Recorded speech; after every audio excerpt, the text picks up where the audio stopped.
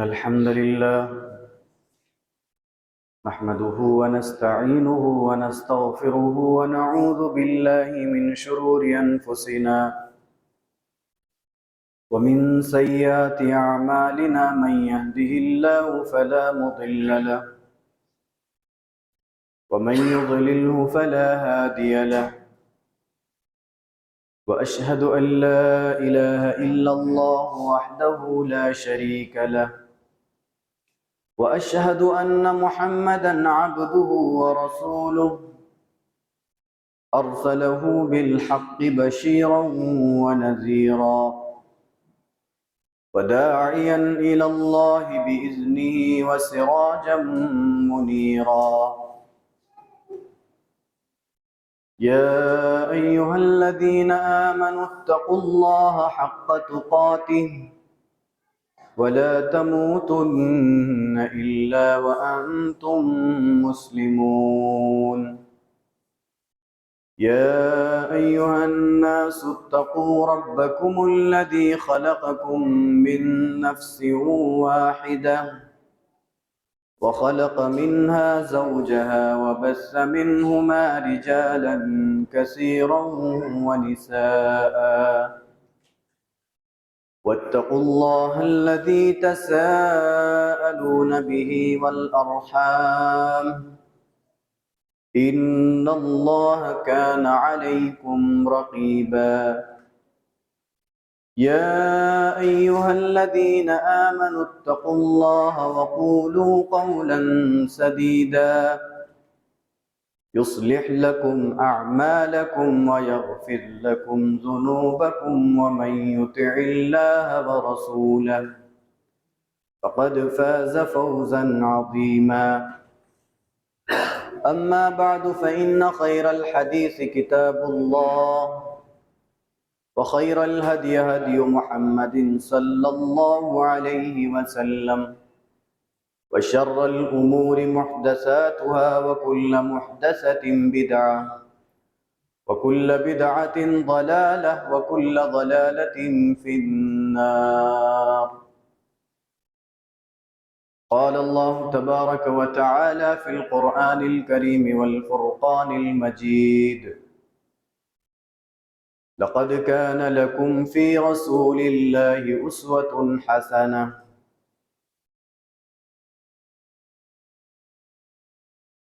معزز حاضرین جمعہ، پردہ نشین اسلامی خواتین، بزرگوں، دوستوں، نوجوان ساتھیوں اور عزیز بچوں، تمام قسم کی تعریفات، توصیفات، تقدیسات و تحمیدات اسی اللہ وحدہ لا شریک کے لیے ہے جس نے اپنے پیارے حبیب آخری رسول جناب محمد الرسول اللہ صلی اللہ علیہ وسلم کو ایک کتاب ہدایت عطا فرمائی، اور اس کتاب کے اندر پیدا ہونے سے لے کر موت تک، اور پھر موت کے بعد، اور پھر بعث بعد الموت تک کیسے کیا کیا ہوگا اور ہونا چاہیے اس کا تذکرہ فرما دیا۔ بعدہ درود و سلام ہو تمام انبیاء کرام پر، بالخصوص آخری نبی جناب محمد الرسول اللہ صلی اللہ علیہ وسلم پر، کہ جنہوں نے اس کتاب ہدایت کی تشریح و تفسیر فرمائی۔ معزز حاضرین جمعہ، جن حالات سے ہم گزر رہے ہیں اور جن ایام سے ہم گزر رہے ہیں، یہ وہ ایام ہیں جو قریب کرتے ہیں ان ایام کو جن ایام سے گزرے ہیں حضرت ابراہیم علیہ السلام۔ اور ضرورت اس بات کی ہے کہ وہ ایام جو حضرت ابراہیم علی نبینا علیہ السلام اور سیدنا اسماعیل علیہ السلام نے گزارے، اور ان پر جو آزمائشیں آئیں اللہ رب العالمین کی طرف سے، جو امتحان ان پر آیا، اس کی یاد دہانی ہو جانا بہت ضروری ہے۔ لیکن محل استشہاد اور غور طلب بات یہ بھی ہے کہ جب تک ہم سامنے والے کا پوسٹ، عہدہ، مقام و منصب نہیں جان لیتے تب تک اس کی بات کا اعتبار نہیں کرتے ہیں۔ ایک عام آدمی آتا ہے اور آنے کے بعد ایک آدمی کو پکڑ کر کہتا ہے کہ دیکھو تم فلاں جگہ جاتے ہو، وہاں نہ جایا کرو۔ وہ آدمی کہتا ہے تو کون ہوتا ہے بولنے والا، میں کیوں مانوں تیری بات؟ اب جب دوسرے دن وہی آدمی پولیس کے ڈریس میں آ جاتا ہے اور کہتا ہے کہ دیکھو تم وہاں جاتے ہو، جایا مت کرو، تو پھر وہ آدمی کے سمجھ میں آ جاتا ہے کہ بھئی اس کا منصب اور اس کا مقام کیا ہے، وہ وہاں جانے سے گریز کرتا ہے، وہاں وہ نہیں جائے گا، اس لیے کہ اس کے مقام اور اس کے منصب کو اس نے جان لیا، اس کی بات کا اعتبار ہو گیا، اس کو وہ ڈر گیا، خوف کھا گیا۔ قرآن کریم کے اندر اللہ رب العالمین نے اپنے نبی کو بھی ڈرانے والا بنا کر بھیجا۔ اس کا یہ مطلب نہیں ہے کہ ہم نبی سے ڈریں، بلکہ نبی جو ڈرانے والے آئے ہیں بن کر، کس چیز کا خوف وہ ڈالنے کے لیے آئے؟ اللہ کا خوف، اللہ کا ڈر۔ ڈرانے والا مطلب یہ کہ نبی آگے ڈرا رہے ہیں اور ہم نبی سے ڈر رہے ہیں، تو ڈرنا بھی ایک عبادت ہے، خوف کھانا بھی ایک عبادت ہے، اور ایک مسلمان، ایک مومن اللہ کے علاوہ کسی سے خوف نہیں کھاتا ہے۔ تو جب ہم جانیں گے کہ اللہ کے نبی صلی اللہ علیہ وسلم نے قربانی کے تعلق سے کیا بیان فرمایا، جو انسان قربانی کرنا چاہتا ہے وہ قربانی کرے، اور جو نہیں چاہتا ہے اس کے تعلق سے، بھئی پیسے ہیں، دولت ہے، ایسا نہیں ہے کہ مشکل سے گزارا ہو رہا ہے، اللہ کے فضل سے اللہ کی رحمتیں بہت ہے اس کے گھر میں، لیکن وہ کرنا نہیں چاہتا ہے۔ اب نبی علیہ الصلوۃ والسلام کیا بیان فرماتے ہیں ایسے شخص کے لیے؟ ایسے شخص کے لیے بیان فرماتے ہیں کہ وہ ہمارے عیدگاہ کے قریب بھی نہ آئے، وہ ہماری عیدگاہ کے قریب تک نہ آئے۔ جو صاحب استطاعت ہو کر اللہ کی راہ میں قربانی نہیں کر سکتا وہ ہماری عیدگاہ کے قریب تک نہ آئے۔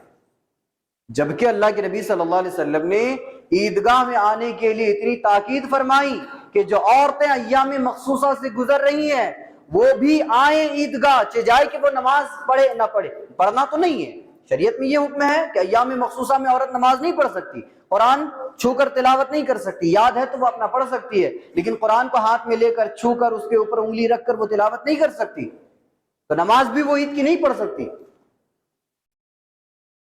لیکن اس کو عیدگاہ آنا ہے، وہ آئے۔ اللہ کے نبی صلی اللہ علیہ وسلم نے حکم فرمایا کہ اگر اس کے پاس چادر نہیں ہے، دوپٹہ نہیں ہے، تو پڑوسن سے مانگ لے، اور مانگ کر وہ اس چادر میں ڈھپ کر آئے۔ یہاں پردے کی بھی تعلیم دے دی گئی۔ بہرکیف وہ مسلمانوں کی خوشی میں شامل ہو، وہاں جو اللہ رب العالمین کی رحمتیں نعمتیں نازل ہوں گی اس میں وہ شامل ہو، مسلمانوں کی دعاؤں میں وہ شامل ہو۔ عیدگاہ میں آنے کی اتنی ترغیب، اتنی تاکید، اور اس شخص کے بارے میں نبی علیہ الصلوۃ والسلام کا یہ اعلان کہ جو استطاعت رکھنے کے باوجود وہ قربانی نہ کرے وہ ہماری عیدگاہ کے قریب تک نہ آئے۔ اب اس شخص کی حقارت سمجھ لیجیے اس بات سے کہ وہ کتنا حقیر ہے، کتنا ذلیل ہے نبی علیہ الصلوۃ والسلام کے اس فرمان کے سامنے۔ مسئلہ یوں ہو گیا ہے آج ہمارے معاشرے کا، ایک آدمی اچھا بزنس کرتا ہے، بہت زبردست تو اس کا بزنس چلتا ہے، اگر وہ جاب بھی کر رہا ہے تو گورنمنٹ، اچھا خاصا موٹا پیسہ آنے والا اس کے پاس۔ جب قربانی کے ایام قریب آتے ہیں، ارے میں نے تو گھر بنا لیا، میں نے تو گاڑی خرید لی، بچی کی شادی کروا دیا، سارے پیسے ختم ہو گئے، اس سال نہیں دے سکتا، آئندہ سال انشاءاللہ۔ گھر بنانا ضروری تھا، گاڑی لینا ضروری تھا، اور شادی کا معاملہ بھی اتنا احمقانہ طریقے سے ہم لوگ کرتے ہیں، غیرت نہیں ہے مسلمانوں کے اندر کہ شادی کو اتنا مشکل بنا دیا ہے کہ مسلمان اللہ کی راہ میں قربانی کرنے کے لیے بھی بہانہ شادی کا کرتا ہے کہ میں نے اپنی بچی کا نکاح کروا دیا، بہت سارے خرچے ہو گئے۔ یہ دراصل ڈھکوسلے ہیں۔ یہ مسلمان جو بہانے بناتے ہیں وہ دراصل یہ بتانا چاہتے ہیں کہ دیکھو بھائی ہم تھوڑا مجبور ہیں، ابھی تھوڑا نہیں ہو سکتا ہم سے، حالانکہ مجبوری کچھ نہیں ہے، بس وہ یہ ہے کہ وہ لینا نہیں چاہتا ہے، وہ جانور لینا نہیں چاہتا ہے، ابھی اس میں ایک پیسہ لگے گا، اس میں ایک موٹی رقم لگے گی، تو وہ یہ سب کرنا نہیں چاہتا ہے۔ دراصل یہ کیا ہے، یہ جو پیٹ ہے، معدہ، یہ بھرتا نہیں ہے، اور یہ نہ بھرنے کی وجہ سے کیا ہوتا ہے، وہ اللہ کی راہ میں نہ صدقہ کرتا ہے، نہ زکوٰۃ دیتا ہے، نہ قربانی کرتا ہے، نہ ہی جو اس کے علاوہ مالی عبادات ہیں، فقیر مسکین محتاج کو دینے کا مسئلہ، کچھ نہیں کرتا ہے۔ اور بالآخر ایسے شخص کا مال کیا ہوتا ہے، ایسے شخص کا مال اس کی انتہا تک پہنچ جاتا ہے، اور اس کی انتہا یہ ہے کہ یا تو اس میں سے برکت اٹھ جاتی ہے، اور برکت نہ بھی اٹھے تو پھر وہ مال زیادہ دن تک ٹکتا نہیں ہے۔ مال کی صفائی، مال کی پاکی بھی بہت ضروری ہے۔ میں بتا ہی رہا تھا کہ جب تک آدمی کے پوسٹ اور مقام کو نہ سمجھے تب تک اس کی بات کی ویلیو، اس کی بات کی اہمیت کا اندازہ نہیں ہوتا ہے۔ اسی سلسلے میں ہم نے یہ مناسب سمجھا کہ آئندہ جمعہ ہم ذی الحجہ کے جو فضائل ہیں اور جو مسائل ہیں اور قربانی کے جو مسائل ہیں وہ انشاءاللہ ہم آئندہ جمعہ بیان کریں گے، لیکن اس سے پہلے یہ جان لیجئے کہ آئندہ جمعہ جو فرمان آپ حضرات کے سامنے پیش کیے جائیں گے وہ فرمان ایک ایسی شخصیت کے فرمان ہوں گے جو پوری کائنات کے شخصیتوں سے بڑھ کر، جس کا مقام و مرتبہ دنیا انسانیت کے تمام انسانوں سے بڑھ کر، اتنا بتا دینے کے بعد بھی وہ صرف ایک فرمان کی حیثیت رکھتا ہے، اس کو ہم عمل میں نہیں لاتے ہیں۔ لہٰذا کوشش یہ کریں کہ آج کا جو خطبہ جمعہ ہے اس کو توجہ کے ساتھ سنیں، اور انشاءاللہ آئندہ جمعہ نبی علیہ السلام کے وہ فرمان ہم سنائیں گے، وہ فرامین ہم آپ لوگوں کے سامنے رکھیں گے جن سے قربانی کی اہمیت، اس کی فضیلت اور ذی الحجہ کے جو مسائل ہیں اور جو فضائل ہیں وہ آپ حضرات کے سامنے رکھی جائیں گے انشاءاللہ۔ فی الحال ہم کیا بتانا چاہتے ہیں کہ نبی علیہ السلام، اس سے پہلے بھی ہم نے بتایا تھا کہ نبی علیہ السلام کے فضائل کیا ہیں، ان کے مناقب کیا ہیں، ان کا مقام و مرتبہ، ان کی عظمت کیا ہے۔ اس جمعہ بھی ہم ان کے فضائل و مناقب کو بیان کریں گے، اور ان فضائل و مناقب کو اپنے ذہن میں رکھیے گا، اور آئندہ جمعہ جب ان کے فرامین کو سنیں گے تو انشاءاللہ بہت حد تک فائدہ ہوگا۔ تو دیکھتے ہیں کہ ہم تمام کو معلوم ہے کہ اللہ رب العالمین نے اپنے بندوں کی ہدایت کے لیے، اپنے بندوں کی رشد و ہدایت، کامیابی و کامرانی کے لیے پروردگار عالم نے گاہے بگاہے، وقتاً فوقتاً انبیاء اکرام کو بھیجا، اور کبھی کبھار شریعتیں بدل دی گئی۔ ایک تو یہ ہوا کہ رسول آیا، نبی آیا، اور آنے کے بعد کیا ہوا کہ کسی کو کتاب دے دی گئی، اور کتاب دینے کے بعد پھر جب ان کا انتقال ہو گیا تو اس کے بعد ایک اور نبی آیا جن کو کیا کیا گیا، اسی کتاب کی دعوت و تبلیغ کے لیے رکھا گیا، ان کو الگ سے کتاب نہیں دیا گیا بلکہ اسی کتاب کی دعوت و تبلیغ کے لیے ان کو رکھا گیا۔ ان کے بعد پھر اور ایک پیغمبر آیا، اور انہوں نے کیا کیا، وہی کتاب کی دعوت انہوں نے بھی دی، کتابیں نہیں بدلی گئی بلکہ یہاں پر انسان اور شخصیتوں کو بدل دیا گیا کہ جو کتاب پہلے تھی اسی کتاب کی دعوت و تبلیغ ہوگی۔ لیکن وقتاً فوقتاً رب العالمین نے کیا کیا، کتابوں کو بھی تبدیل کر دیا۔ زبور، اس کے بعد توریت، انجیل، اس کے بعد زبور، یہ جو ہے اللہ رب العالمین نے کیا کیا، کتابوں کو بھی بدل دیا، اور بالآخر اللہ رب العالمین نے ایک ایسی کتاب نازل فرمائی جس کے اندر پورا کا پورا خلاصہ، پورا کا پورا جو مسئلہ ہے وہ بیان کر دیا۔ یوں سمجھ لیں کہ یہ قرآن کریم ایک نقطہ حیات ہے، زندگی گزارنے کا ایک طریقہ اس کے اندر موجود ہے، مکمل طریقہ اس کے اندر موجود ہے۔ کون سی چیز آپ کو چاہیے؟ آپ کو بایولوجی چاہیے، سائنس چاہیے؟ ایسی بات نہیں کر رہا ہوں میں کہ یہ کتاب بایولوجی اور سائنس کی کتاب ہے اور اس کی صداقت کے لیے بایولوجی اور سائنس کی ارشادات بطور گواہ ہم لیں اور بطور دلیل ہم لیں کہ سائنس نے یہ بات کہہ دیا مطلب قرآن سچ ہے، یہ بات نہیں ہے۔ قرآن نے کہہ دیا سو آج سائنس نے تحقیق کر دکھایا، بات یہ ہے۔ تو قرآن کی صداقت کے لیے کسی کو دلیل دینے کی کوئی ضرورت نہیں ہے کہ یہ دلیل ہمارے پاس ہے اس لیے قرآن سچ ہے، بالکل نہیں۔ تو اللہ رب العالمین نے آخر میں جس کتاب کو نازل فرمایا اس کو ہم کہتے ہیں قرآن۔ کیا کہتے ہیں؟ قرآن۔ اور اس کے الگ الگ قرات ہیں، کہتے ہیں کچھ لوگ قرآن بھی کہتے ہیں، یہ بھی جائز ہے، قرآن یہ بھی ٹھیک ہے۔ اس کو ہم کہتے ہیں الکتاب، اس کا ایک نام الکتاب بھی ہے، اس کے اور بھی بہت سارے نام ہیں۔ بہرکیف ان دو ناموں سے اللہ رب العالمین نے اس کو مشہور فرمایا۔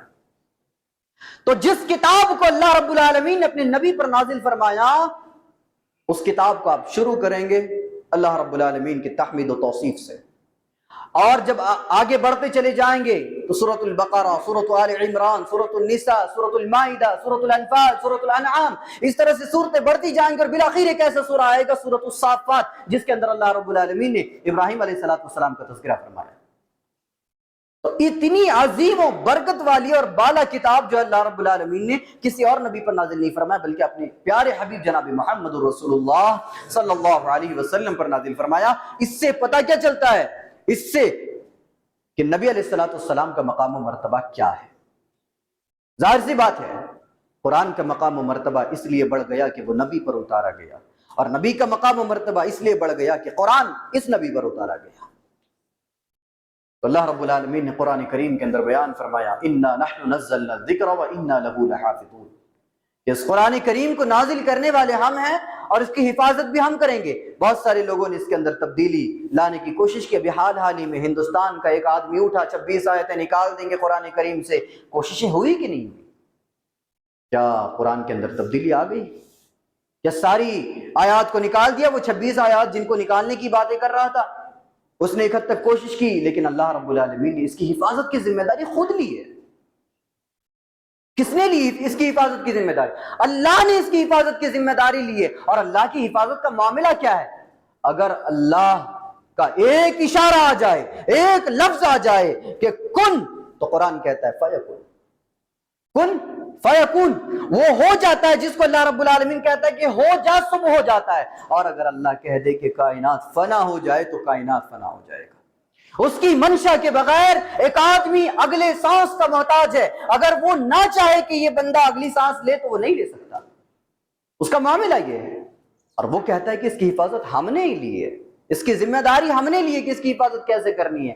اب ذرا سوچیں کہ جس چیز کی حفاظت کی ذمہ داری اللہ رب العالمین لے لے، اس کے اندر کوئی تبدیلی لا سکتا ہے؟ جی نہیں لا سکتا اس کے اندر۔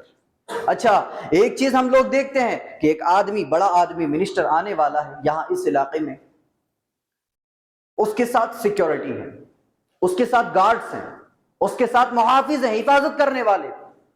اب کچھ لوگ ہیں جو اس آدمی کو مارنا چاہتے ہیں، لیکن ان کو پتہ چلتا ہے کہ بھائی فل ٹائٹ سیکیورٹی ہے، لہٰذا یہ لوگ دم توڑ دیتے ہیں کہ بھائی ہم اس کے اوپر اٹیک نہیں کر سکتے، اس پر حملہ نہیں کر سکتے، کیونکہ اس کے پاس بہترین سیکیورٹی گارڈز ہیں، اور اس کی حفاظت کرنے کے لیے وہ لوگ ہیں، وہ انسان ہیں جو بہترین ہیں، اور ان کے پاس ہتھیار بھی ہیں۔ اللہ کو ہتھیار کی ضرورت ہے، وہ تو اتنا پاورفل ہے، وہ اتنا پاورفل ہے کہ قیامت جب واقع ہو جائے گی تو پہاڑوں کو روئی بنا دے گا۔ وہ اتنا پاورفل ہے کہ سورج کو لپیٹ لے گا، چاند کو بے نور کر دے گا، ستارے جھڑ پڑیں گے، پورا دریا جو ہے وہ اپنا پانی کھولتا ہوا باہر نکال دے گا۔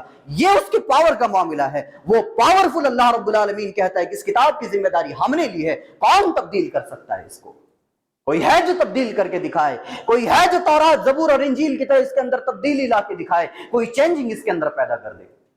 کوئی نہیں کر سکتا۔ یہ چیلنج صرف اس عرب والوں کے لیے نہیں تھی جو زمانے جاہلیت اور نبی کے زمانے میں جو لوگ تھے کفار و مشرکین، ان لوگوں کے لیے بات نہیں تھی، بلکہ رہتی دنیا تک، قیامت کے آخری دن تک بھی یہ کیا ہوگا؟ یہ قرآن کا یہ آیت اس بات کی دلیل ہے کہ اللہ رب العالمین نے اس کی حفاظت کی ذمہ داری لی ہے، اور اس کے اندر تبدیلی لانا بالکل مشکل نہیں، ناممکن نہیں، محال ہے، اس کے اندر نہیں لا سکتے تبدیلی۔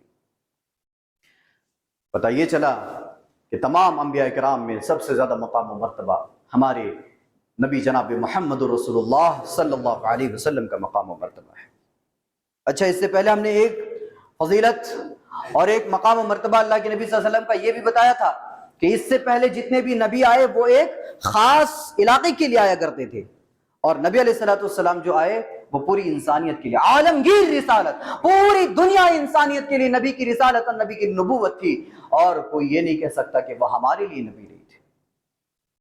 ایک دفعہ ایک صاحب نے کہا کہ ہمارے نبی صلی اللہ علیہ وسلم، ایک جاہل آدمی کھڑا ہوا جمعہ کے بعد کہنے لگا ہمارے نبی وہ آپ کے ہی نبی ہیں کیا؟ ہمارے نبی نہیں؟ ارے ہمارے نبی سے مراد ہم سب کے نبی، پوری دنیا والوں کے لیے نبی، عالمگیر رسالت وہ لے کر آئے تھے، اور پوری دنیا انسانیت کے لیے ان کے پاس نبوت تھی، اور وہ پوری دنیا کی ہدایت کے لیے آئے تھے۔ تو اللہ رب العالمین نے ایک مقام اور ایک مرتبہ یہ بھی دیا کہ نبی کو کسی خاص علاقے کے لیے نبی اور رسول نہیں بنایا، بلکہ پوری دنیا کے لیے رسول بنا کر بھیجا۔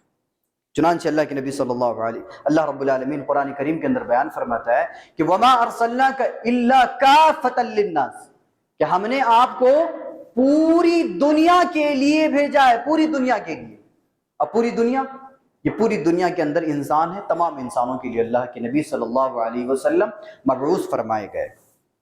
اچھا، اللہ کے نبی صلی اللہ علیہ وسلم بیان فرماتے ہیں وَكَانَ النَّاسُ يُبْعَثُ إِلَىٰ قَوْمِهِ خَاصَّةً وَبُعِثْتُ، اللہ کے نبی صلی اللہ علیہ وسلم فرماتے ہیں کہ جو مجھ سے پہلے آئے وہ خاص خاص علاقوں کے لیے آیا کرتے تھے، لیکن میں پوری انسانیت کے لیے آیا ہوں۔ اچھا، ایک فضیلت تو یہ معلوم ہوگی، خاتم النبیین کا اعزاز عطا فرمایا کہ اس کے بعد کوئی نبی نہیں۔ افسوس، اس سے پہلے ہم نے بتایا تھا کہ نوجوانوں کا معاملہ یہ ہے، نوجوانوں کے ایمان کا معاملہ یہ ہے کہ جو بے وقوف لوگ ہوتے ہیں، بے وقوف ادھیڑ عمر کے بزرگ لوگ ہوتے ہیں، وہ لوگ بھی اس معاملے میں گمراہ نہیں ہوتے ہیں، لیکن جو چالاک اور ذہین نوجوان جن کا ایک طبقہ مضبوط طبقہ ہے، وہ لوگ اس چنگل میں پھنس جاتے ہیں، اور جس نے دعویٰ کیا نبوت اور رسالت کا، اس کے دعوے کو یہ نوجوانوں کا طبقہ مان لیتا ہے اور کہتا ہے کہ ہم نے اس کو مان لیا، کسی کو عیسیٰ مان لیا، کسی کو انہوں نے مہدی مان لیا، کسی کو انہوں نے نبی مان لیا۔ تو یہ نوجوانوں کا طبقہ جو ہے ان کے فتنوں میں پھنس جاتا ہے اور کہتا ہے کہ وہ ہمارے نبی ہیں۔ خاتم النبیین کا اعزاز، ختم نبوت پر بھی انشاءاللہ کسی وقت بات ہوگی، لیکن فی الحال جو ہے ہم یہ بتاتے ہیں کہ اللہ رب العالمین نے اپنے نبی کو خاتم النبیین کا لقب دیا اور اعزاز فرمایا، خاتم النبیین، اور اگر اس کو تا مقصور کے ساتھ اگر پڑھیں گے تو کیا ہوگا؟ خاتم النبیین۔ خاتم النبیین، خاتم النبیین کا مطلب ہوا کہ نبیوں کا جو سلسلہ تھا اس پر مہر لگا دینے والی ذات محمد رسول اللہ کی، اور خاتم النبیین یعنی جو نبیوں کا سلسلہ تھا اس کا خاتمہ کرنے والے نبی صلی اللہ علیہ وسلم۔ تو اس طرح سے اللہ رب العالمین نے اپنے پیارے حبیب صلی اللہ علیہ وسلم کو مقام اور مرتبہ عطا فرمایا۔ اچھا، ایک اور چیز اللہ کے نبی صلی اللہ علیہ وسلم نے یہ بیان فرمایا کہ تم ایسی عورتوں سے شادی کرو جو زیادہ بچے جننے والی ہو۔ اب اس کی علامات کیا ہیں؟ اس کے علامات بھی انشاءاللہ کسی اور موقع پر بیان کیا جائے گا، لیکن بہرکیف یہ نبی کا فرمان ہے کہ تم ایسی عورتوں سے شادی کرو جو زیادہ بچے جننے والی ہو۔ اس کے پیچھے مصلحت کیا ہے؟ کیا مقصد ہے اس فرمان کے پیچھے؟ مقصد یہ ہے کہ کل قیامت کے دن مجھے ناز ہوگی میری امت پر کہ میری امت جو ہے وہ کثیر تعداد میں ہے۔ اور اللہ کے نبی صلی اللہ علیہ وسلم نے بھی وہی بیان فرمایا کہ انا اکثر الانبیاء تبعا یوم القیامہ، کہ میں جب میری امت کی کثرت کو دیکھوں گا قیامت کے دن تو مجھے اچھا لگے گا، مجھے خوشی ہوگی، اور میں ناز کروں گا میری امت پر کہ میری امت سب تمام امتیوں سے زیادہ لوگوں کی تعداد میری امت میں ہے۔ تو اس طرح سے ایک فضل اور ایک مقام نبی علیہ السلام کا یہ بھی ہے کہ اللہ رب العالمین نے متبعین سب سے زیادہ نبی علیہ السلام کے رکھے۔ آپ دیکھ لیں نوح علیہ السلام کے پیروکار کتنے تھے اور انہوں نے دعوت و تبلیغ کتنے سال کی، اور یہاں صرف 23 سالہ دور نبوت کے اندر نبی علیہ السلام نے دنیا کے کونے کونے تک اسلام کو پہنچا دیا۔ کون سا علاقہ، کون سا خطہ ایسا ہے جہاں پر مسلمان نہیں ہے؟ بتائیں، کوئی خطہ ایسا ہے؟ امریکہ جیسے اور لندن جیسے فحاش علاقوں میں بھی مسلمان ہیں، وہاں پر سب سے زیادہ گندے کام ہوتے ہیں، لیکن وہاں پر بھی مسلمان ہیں۔ تو تمام علاقوں کے اندر رب العالمین کا نام لینے والے موجود ہیں۔ تو اللہ کے نبی صلی اللہ علیہ وسلم نے بیان فرمایا کہ سب سے زیادہ متبعین میرے ہوں گے۔ اچھا، ایک اور چیز کیا ہے؟ اللہ کے نبی صلی اللہ علیہ وسلم بیان فرماتے ہیں اعطیت خمسا لم یعطہن احد من الانبیاء قبلی، 5 چیزیں مجھے ایسے عطا کی گئی جو مجھ سے پہلے کسی نبی کو عطا نہیں کی گئی۔ وہ 5 چیزیں کیا تھی؟ کہ کان کل نبی یبعث الی قومہ خاصۃ وبعثت الی کل احمر واسود۔ نبی علیہ السلام بیان فرماتے ہیں کہ مجھ سے پہلے جو نبی مبعوث فرمائے گئے وہ خاص علاقوں کے لیے، خاص لوگوں کے لیے مبعوث فرمائے جاتے تھے، لیکن مجھے ہر کالے اور گورے کے لیے مبعوث فرمایا گیا۔ حدیث کے دوسرے الفاظ کہ میں پوری انسانیت کے لیے مبعوث کیا گیا ہوں۔ اچھا، اس کے بعد بیان فرمایا کہ وَأُحِلَّتْ لِيَ الْغَنَائِمُ، مال غنیمت جو ہے وہ مجھ پر حلال کیا گیا، لیکن اس سے پہلے جو نبی تھے، جو رسول تھے، ان پر مال غنیمت کو حلال نہیں کیا گیا تھا۔ نبی علیہ السلام بیان فرماتے ہیں کہ زمین کو میرے لیے پاک کر دیا گیا۔ کیا مطلب؟ پچھلے جو انبیاء تھے، جو نبی تھے، جو رسول تھے، وہ جب اللہ کی عبادت کرتے تھے تو خاص جگہ پر ان کو آنا پڑتا تھا، لیکن آج کوئی کھیتی کرنے والا کھیت چلا جائے، وقت نماز کا ہو جائے، وہ وہیں پر نماز پڑھ لے، نماز اس کی قبول ہو جائے گی۔ اس کے لیے ضروری نہیں کہ وہ اتنے دور سے، اب جب تک وہ آئے گا تب تک تو عصر کا وقت ہو جائے گا، تو اتنے دور سے چونکہ آنا ممکن نہیں ہے تو وہ وہیں پر نماز پڑھ لے۔ اللہ کے نبی صلی اللہ علیہ وسلم بیان فرماتے کہ میرے لیے زمین کو پاک کر دیا گیا، اور نبی علیہ الصلوۃ والسلام بیان فرماتے ہیں کہ مجھے شفاعت عطا کی گئی، سفارش کا جو معاملہ ہے وہ مجھے دیا گیا، یعنی قیامت کے دن سفارش میں کروں گا، میرے علاوہ کوئی نبی نہیں کر سکتا۔ یہ 5 چیزیں اللہ کے نبی صلی اللہ علیہ وسلم کو عطا کی گئیں، اس سے پہلے کسی اور نبی کو عطا نہیں کیا گیا۔ اچھا، جو موسیٰ علیہ السلام کے جو ماننے والے تھے، جو حواری تھے، انہوں نے کیا کہا کہ آپ اور آپ کا رب سمجھیں، ہمیں بیچ میں مت گھسیٹیں۔ ماننے والے تھے وہ لوگ، کہا آپ اور آپ کا رب سمجھیں۔ موسیٰ کے ماننے والے، موسیٰ کے متبعین تھے، وہ کہنے لگے کہ آپ اور آپ کا رب سمجھیں، ہمیں اس میں مت گھسیٹیں۔ حالانکہ وہ ماننے والے تھے، اللہ کی عبادت کرنے والے تھے، وہ یہود اور مشرک نہیں تھے، اور اللہ کی ذات میں کسی کو شریک نہیں کرتے تھے، وہ بالکل موسیٰ کی شریعت کو ماننے والے، موسیٰ کے پیغام کو ماننے والے لوگ تھے۔ لیکن موسیٰ علیہ السلام سے کیسی بغاوت ان کی؟ بغاوت یہ کہ ہم آپ کے مسئلوں میں نہیں آئیں گے، وہ آپ اور آپ کا رب جانے، ہم نہیں آئیں گے۔ کیا ہمارے نبی کے صحابہ نعوذ باللہ ایسے تھے؟ نہیں تھے۔ ہمارے نبی کے صحابہ کا معاملہ کیا ہے؟ زیاد بن سکن، جو دبلا پتلا انسان، دبلا پتلا صحابی، نبی علیہ السلام بیان فرماتے کوئی ہے جو میرے لیے میری حفاظت کرے گا؟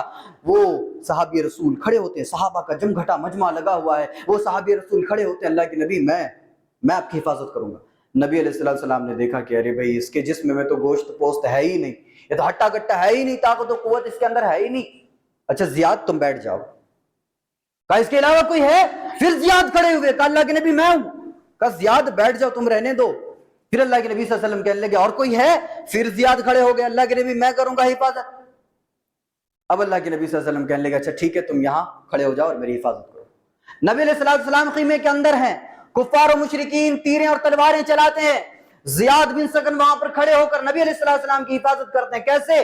تیریں تلواریں چلتی ہیں، حضرت زیاد کے جسم پر زخم لگتا ہے اور زخمی ہو جاتے ہیں، خون نکلتا ہے، اور جب 72 زخم لگتے ہیں اور 73واں زخم جیسے لگتا ہے تو حضرت زیاد جو ہے بے ہوش پڑ جاتے ہیں، اور بے ہوش پڑنے کے بعد جو ہے 2 صحابی رسول آتے ہیں، حضرت زیاد کو اٹھاتے ہیں، لے جاتے ہیں۔ کہاں لے جاتے ہیں؟ مرہم پٹی کرنے کے لیے، خبر خیریت کرنے کے لیے، ٹھیک کرنے کے لیے، دوائی لگانے کے لیے لے جاتے جاتے آدھے راستے میں ہی حضرت زیاد کی آنکھیں کھل جاتی ہیں۔ بے ہوش ہو گئے تھے، پھر ٹھیک ہو گئے۔ جب آنکھیں کھل گئی، ہوش میں آ گئے، تو حضرت زیاد کہتے ہیں کہاں لے کے جا رہے ہیں؟ کہا ٹھیک کرنے کے لیے، تمہاری حالت بہت خراب ہے، جسم سے خون بہت زیادہ نکل گیا ہے۔ کہا نہیں، میں نے نبی سے وعدہ کیا ہے کہ میں ان کی حفاظت کروں گا۔ کہا نہیں، زیاد بہت حالت خراب ہے۔ کہا نہیں، مجھے لے کے چلو۔ ادھر وہ 2 صحابی مناتے رہے اور ادھر زیاد انکار کرتا رہا، اور پھر وہ دونوں صحابی مجبور ہو کر حضرت زیاد کو نبی علیہ السلام کے خیمے کے پاس لا کر کھڑے کر دیے۔ وہاں حضرت زیاد کھڑے ہوئے، پھر تیریں چلی، پھر تلواریں چلی، 92 زخم لگے، اور 92 زخم لگنے کے بعد جب 93واں زخم لگتا ہے تو حضرت زیاد چیخ پڑتے ہیں۔ وہ چیخ کی آواز نبی علیہ السلام کے گوش مبارک پر پہنچتی ہے، کان پر وہ پہنچتی ہے آواز، اور جب نبی علیہ السلام کے کان پر پہنچتی ہے تو پھر نبی علیہ السلام باہر آتے ہیں، دیکھتے ہیں کہ زیاد تو نیچے پڑا ہوا ہے۔ حضرت زیاد کو اٹھاتے ہیں، اپنے گود پر رکھتے ہیں۔ پھر تھوڑی دیر کے بعد نبی علیہ السلام رونے لگتے ہیں، نبی صلی اللہ علیہ وسلم رونے لگے، اور جب رونے لگے تو قطرہ جو ہے آنسو کا وہ حضرت زیاد کے رخسار پر پڑتا ہے، اور جیسے نبی کا وہ آنسو مبارک، وہ نبی کا قطرہ جو ہے حضرت زیاد کے چہرے پر پڑا، حضرت زیاد کے بارے میں جو مورخین ہیں وہ لکھتے ہیں کہ حضرت زیاد کو ایسا محسوس ہونے لگا کہ جیسے آب حیات کا کوئی قطرہ ان کے چہرے پر گر گیا۔ آنکھیں کھلتی ہیں، اور آنکھیں کھل جانے کے بعد حضرت زیاد تھوڑی دیر تک سوچنے لگے کہ شاید میں خواب دیکھ رہا ہوں، میرا سر نبی اقدس صلی اللہ علیہ وسلم کے گود میں، یقین نہیں ہو رہا تھا حضرت زیاد کو۔ پھر جب توجہ سے دیکھا تو کہا نہیں یہ حقیقت ہے، اور وہاں پر حضرت زیاد رونے لگے، اللہ کے نبی صلی اللہ علیہ وسلم مجھے میرے موت کا غم نہیں ہے، نہ ہی مجھے اس چیز کا ڈر ہے کہ اللہ میں مر جاؤں گا تو میرے بعد آنے والوں کا کیا ہوگا، مجھے اس سلسلے میں کوئی پریشانی نہیں ہے، میرا مسئلہ صرف ایک ہے کہ اللہ کے نبی کل قیامت کے دن جب اللہ مجھ سے پوچھے کہ زیاد کیسے آیا تو، تیری موت کیسے ہوئی، تو اللہ کے نبی بس آپ کھڑے ہو کر کہہ دیجئے گا اللہ اس زیاد کی موت تیرے حبیب کی حفاظت کرتے کرتے ہوئی ہے۔ اللہ اکبر، یہ معاملہ نبی علیہ السلام کے صحابہ کا اور متبعین کا معاملہ۔ ایک صحابی نے کیا کیا، گھر بنانا شروع کیا، سب کی خواہشیں ہوتی ہیں گھر بنانا، بلڈنگیں بنانا، صحابی رسول دولت والے تھے، گھر بنانے لگے، اور گھر کے اوپر خوبصورتی کے لیے، زیب و زینت کے لیے انہوں نے کیا کیا، گنبد لگا دیا۔ اب دور سے دیکھنے والے کو کیا لگے گا، مسجد ہے۔ نبی علیہ السلام وہاں سے گزر رہے تھے، دیکھا گھر کے اوپر گنبد ہے، تو وہ جو مالک ہے، جو گھر کا مالک ہے، جو اصل گھر بنوا رہا ہے، وہ وہاں پر نہیں تھے۔ جو کام کرنے والے تھے ان سے کہا کہ دیکھو یہ گنبد نہیں ہوتا تو بہتر ہوتا۔ اب ایسا کیوں؟ اللہ کے نبی صلی اللہ علیہ وسلم نے کہا اس لیے کہ لوگ اس گنبد کو دیکھ کر کہیں مسجد سمجھ کے داخل نہ ہو جائیں، اور جو بنا رہا ہے گھر اس کی بیوی بچوں پر، بیٹیوں پر نظر نہ پڑ جائے۔ اسی لیے پردے کا معاملہ اتنا عام ہے کہ وہاں پہ اللہ کے نبی صلی اللہ علیہ وسلم نے پردے کا حکم دیا، اور پردے کے معاملے کو اور پردے کی تعلیم کو اجاگر کرنے کی کوشش کی۔ اللہ کے نبی صلی اللہ علیہ وسلم وہاں بول کر چلے گئے۔ جب وہ صحابی رسول آئے جن کا گھر تھا، جو بنوا رہے تھے، کہا خوشبو سی معلوم ہو رہی ہے، نبی آئے تھے؟ کہا ہاں ابھی نبی صلی اللہ علیہ وسلم آئے تھے۔ کہا کیا ہوا؟ ابھی کام چل رہا ہے، گنبد کا بھی کام چل رہا ہے۔ کہا کیا کہہ رہے تھے اللہ کے نبی صلی اللہ علیہ وسلم؟ میرے گھر کو دیکھ کر کچھ کہا، اچھا ہے، کچھ تعریف کی؟ کہا ہاں دیکھا سب ٹھیک ٹھاک ہے۔ کہنے لگے کہ وہ گنبد جو بنا رہے ہیں وہ تھوڑا ٹھیک نہیں ہے، اس لیے کہ وہ مسجد جیسا معلوم ہو رہا ہے۔ صحابی رسول سب کی کمائی خون پسینے کی ہوتی ہے۔ وہ الگ بات ہے کہ جو حرام کماتے ہیں، جو مفت میں کماتے ہیں، وہ ان کا مسئلہ میں نہیں بول رہا ہوں۔ جو گھر بناتے ہیں محنت و مشقت کے ذریعے سے، اور عام طور پر دیکھا جائے تو لوگوں کی کمائی خون پسینے کی ہوتی ہے، محنت و مشقت سے لوگ کماتے ہیں۔ وہ صحابی رسول بھی محنت و مشقت سے کمائے تھے، اور جو بن گیا تھا اس کو دیکھا کہ ارے جس چیز پر نبی کی نظر غضب پڑ جائے وہ چیز کس چیز کی اہمیت کے حامل ہے، اس کو ہٹاؤ، اس گنبد کو ہٹا دو۔ اس گنبد کو فوراً وہاں سے ہٹا دیا گیا۔ یہ نبی کے ماننے والے، ایک دفعہ اللہ کے نبی نے کہا کہ ارے یہ سونے کی انگوٹھی پہنے ہو تم، نکالو اس کو، اور نکال کر نبی نے پھینک دیا۔ اور جب نبی وہاں سے چلے گئے، صحابہ نے کہا ایک کام کرو، عورتوں کے لیے تو حلال ہے، وہ انگوٹھی لے لو، اپنی بیوی بیٹیوں کو دے دینا۔ وہ صحابی رسول کیا کہتے ہیں؟ نبی نے جس چیز کو غضب کے انداز میں، غصے میں پھینکا ہے، میں اس چیز کو لے آؤں؟ ارے میں اس چیز کو لے آؤں گا تو میں سونے کی انگوٹھی نہیں بلکہ جہنم کا ٹکڑا لے کے آؤں گا اپنے گھر۔ یہ نبی کے ماننے والے اور نبی کے متبعین کا معاملہ اتنا زبردست ہے کہ نبی علیہ السلام کے ماننے والے جو تھے وہ جان دینے تک کو تیار ہو جاتے تھے، دولتیں قربان کرنے کے لیے تیار ہو جاتے تھے۔ نبی کا فیصلہ اٹل فیصلہ، نبی کی جو بات ہے وہ آخری بات، نبی کا حکم آخری حکم، نبی کا فرمان آخری فرمان، اس کے بعد کوئی چوں چرا کرنے کے لیے جگہ باقی نہیں رہتی ہے۔ یہ چیزیں ہم نے اس لیے بیان کی کہ جو آنے والا جو جمعہ ہے انشاءاللہ اس میں ہم بقرعید کے تعلق سے اور جانوروں کے تعلق سے ہم بیان کریں گے، اس لیے کہ ہمیں ان اسلاف کو فالو کرنا ہے، ان صحابہ اکرام کو جنہوں نے فالو کر کے دکھایا نبی کو کہ نبی کی اطاعت کیسے ہونی چاہیے۔ اب جب نبی کہہ دیں کہ تم کو قربانی کرنا ہے تو کرنا ہے تمہارے پاس اتنا پیسہ، اتنی استطاعت تو کرنا ہے، اور نہیں کرو گے تو پھر اس میں گناہ ملے گا۔ اسی لیے اطاعت کا وہ جذبہ اپنے اندر پیدا کریں جو صحابہ اکرام کے اندر تھا۔ جو صحابہ اکرام جس طریقے سے اطاعت کر کے دکھائے ہیں، ہمارے اندر اطاعت کا معاملہ اس قدر ہونی چاہیے۔ اللہ سے دعا ہے الہ العالمین کئی باتوں کو اچھی طرح سمجھنے کی توفیق عطا فرما، اس پر عمل کرنے کی توفیق عطا فرما۔ آمین۔ وآخر دعوانا ان الحمد للہ رب العالمین۔